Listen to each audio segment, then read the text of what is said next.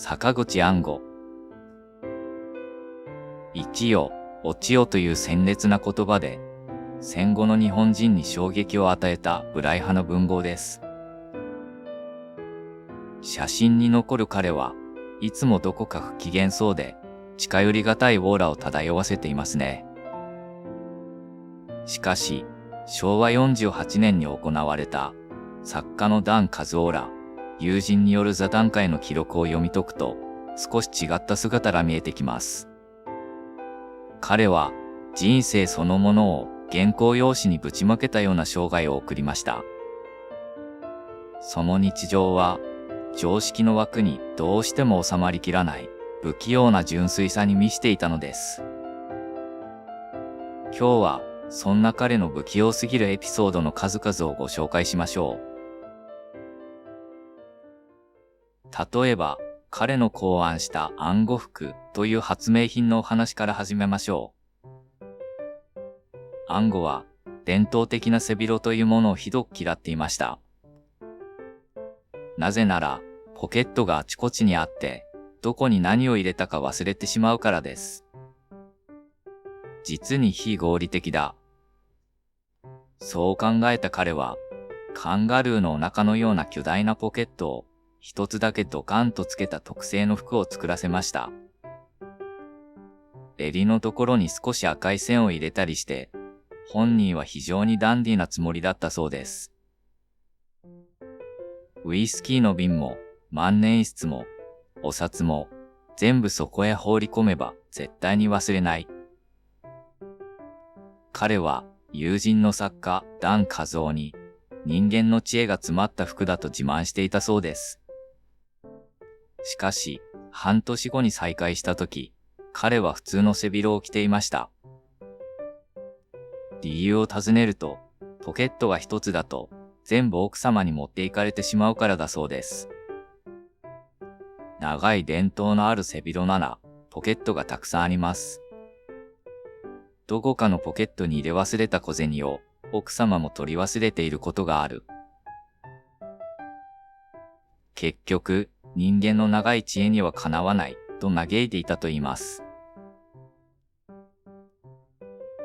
なんとも微笑ましい敗北宣言ですね。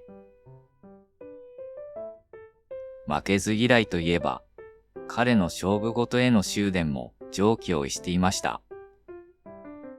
作品の題名のように何事も命がけなのです。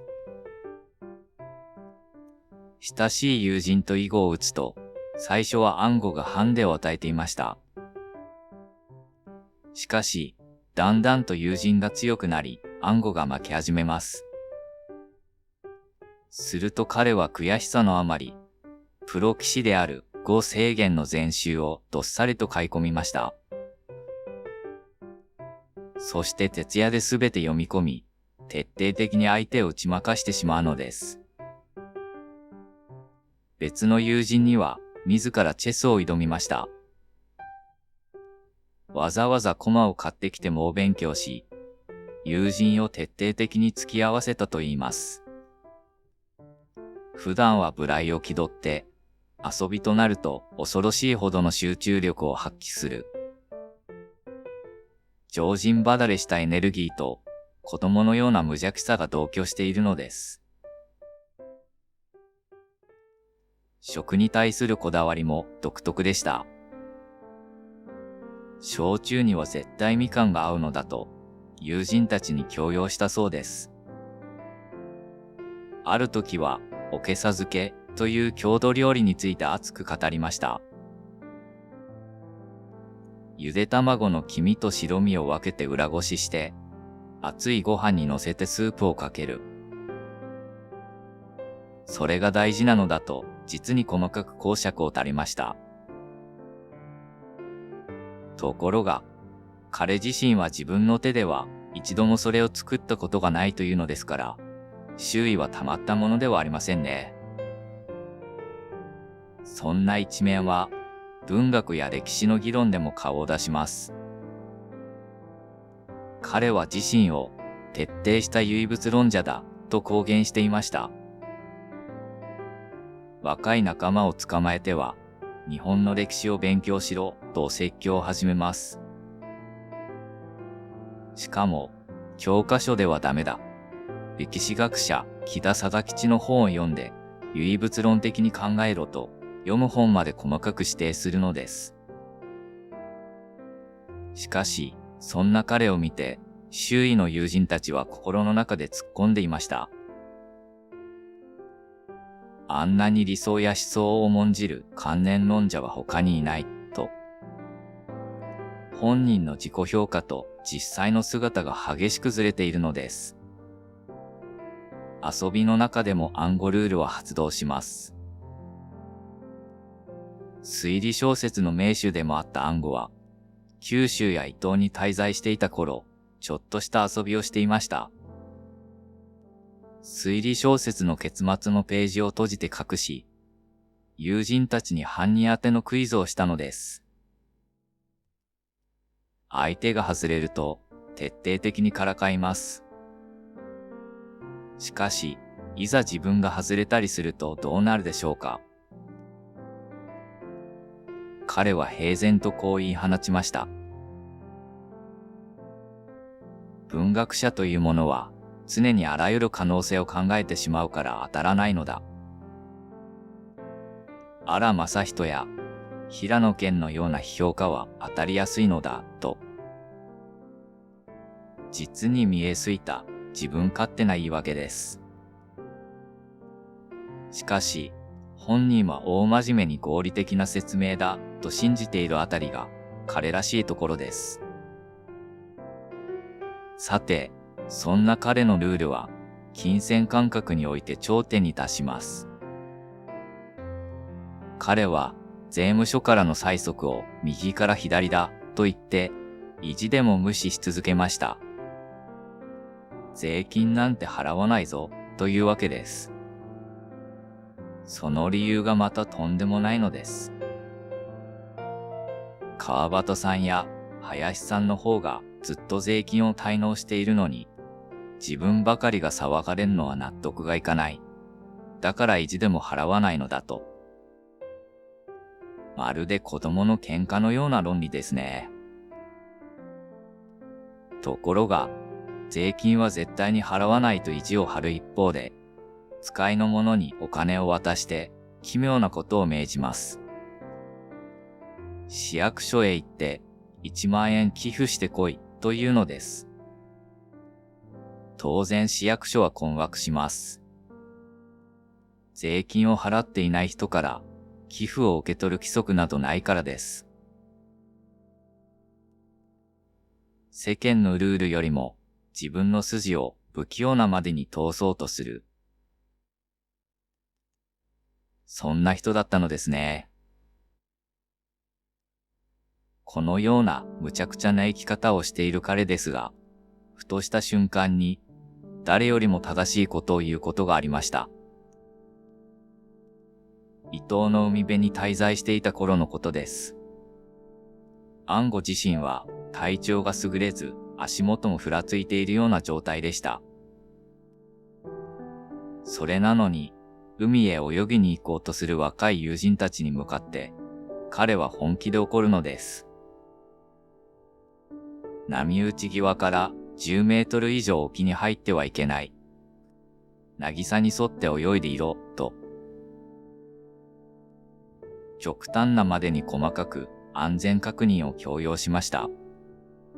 友人たちは、安吾は荒れた生活をしている時ほどまともなことを言う、と呆れていました。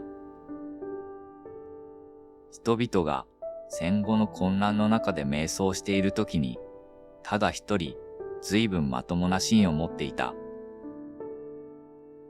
それが坂口安吾という人だったと思わずにはいられません。世間から見れば、単なる破天荒な人物に映るかもしれません。しかし、その行動の裏には、彼なりの純粋な哲学と人間に対する深い愛情がありました。続いては、彼の激しい主張からは想像もつかない、驚くべきギャップについてお話ししましょう。安吾といえば堕落論です。生きよ、落ちよ。そう説いた彼は、エッセイの中でも、肉体的な欲望を持つ人間というものを肯定するような過激なことを書いていました。いかにも、酸いも甘いも噛み分けた、無頼の男という印象を受けますよね。しかし、実際はどうだったのでしょうか。矢田つせ子という女性作家がいました。安吾は彼女に対して、なんと5年間もプラトニックの関係を貫いたのです。それどころか、たった一度の接吻だけで、ひどく動転してしまったと言います。理想では過激な肉体派を気取っているのに、やっていることは中学生のように純情なのです。本当に、微笑ましいほどの不器用さです。彼のピュアな一面は酒場でも発揮されました。彼は銀座のルパンというバーで朝から晩まで泥酔するような生活を送っていました。自堕落の極みのような日々です。しかし、一緒に飲んでいる若い連中が少しでもいかがわしい言葉を使おうものなら大変です。彼は、そんな汚い言葉を使うな、と本気で怒り出したそうです。毎日浴びるようにお酒を飲んで、むちゃくちゃな生き方をしている男がです。まるで厳格な風紀委員か、修行を積んだ高僧のような潔癖さを持っていたのですね。ここでもやはり、むちゃくちゃな生き方をしている時ほど、随分まともなことを言うのです。彼の心の中には、世間のどんな道徳よりも厳しい、絶対的な美意識があったのでしょう。そんな生き方をした彼ですが、たった一つだけ、絶対に裏切らなかったものがあります。安吾は、色紙などを頼まれても、好んで筆を取るような人ではありませんでした。しかし、一つだけ、彼が愛した言葉があります。それが、命がけ、という言葉です。これは、彼の無名時代からの口癖であり、彼のお葬式の際、引き出物に印刷されたのもこの言葉でした。普段の彼は、朝から晩までお酒を飲み、税金も払わず、周囲を振り回す人です。しかし、いざ書くとなるとまるで人が変わりました。彼は夜中の3時頃にむくりと起き上がります。そしてざーっと冷たい水風呂を浴びて目を覚まし、部屋にこもって原稿に向かいました。どんなに生活が荒れていても、締め切りだけはきちっと守る。遅れて言い訳をするようなことは一切ありませんでした。プロフェッショナルとしての意識が徹底していたのですね。ひとたび用意ドンって書き始めると、その集中力は凄まじいものでした。のべつ幕なしに2日間でも平気で徹夜を続けて書きます。同居していた友人が、やっと25枚書けた、と報告すると、安吾は、俺は48枚できたぞ、と笑っていたと言います。恐ろしいほどのエネルギーです。そして何より周囲を驚かせたのは、その原稿用紙の美しさでした。普段彼が書く手紙の文字は、崩し字で、とても乱暴なものでした。